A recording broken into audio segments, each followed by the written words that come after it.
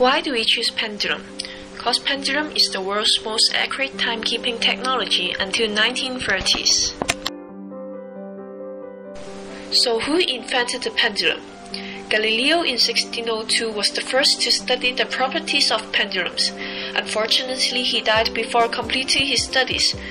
But Dutch scientist Christian Huygens built the first pendulum clock, and he successfully published his theory of the pendulum in 1673.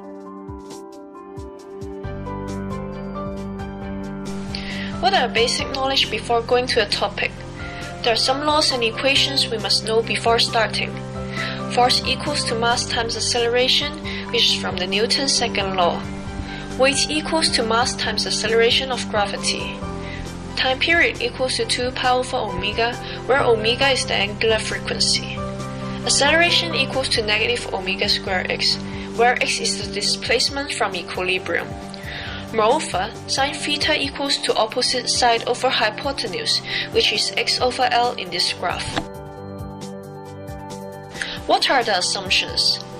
Frictions from both air resistance and the system is negligible. Pendulum swings in the perfect plane. Arm of the pendulum cannot bend or stretch and is massless. Most important, sin theta is approximately equals to theta when theta is small. Here is a model of simple pendulum. There are two forces acting on the ball, the string tension T and the weight of the ball. We know that weight equals to mg. So now let the distance from equilibrium to right be x, while distance to the left would be negative x. Fx is the force in the x direction. As the force tends to return equilibrium, it is negative. From the graph we know that Fx equals to negative mg sin theta. Fx equals to negative mg theta, as sin theta is approximately equals theta. Since F equals to ma equals to negative mg theta, and by cancelling out m, we get a equals to negative g theta.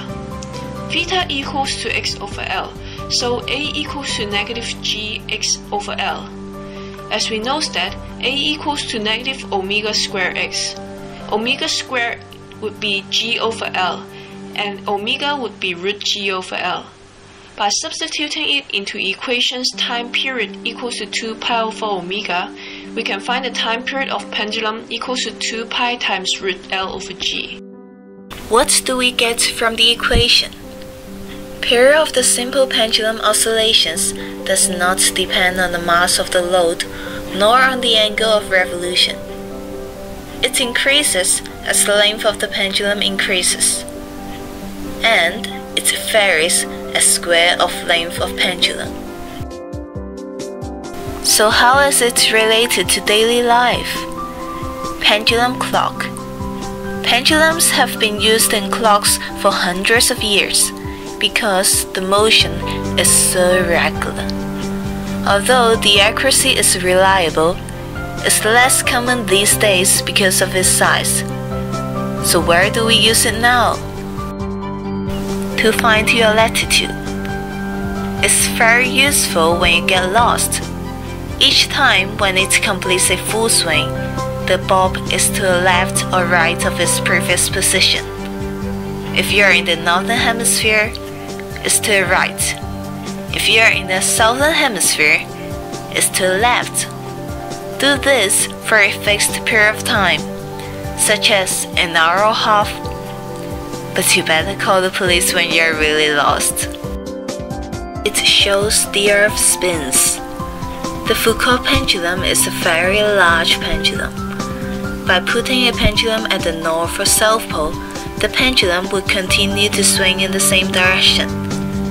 It will appear as if the pendulum was slowly changing its directions. But the truth is, the Earth is revolving underneath the pendulum. So don't even think our Earth is stationary.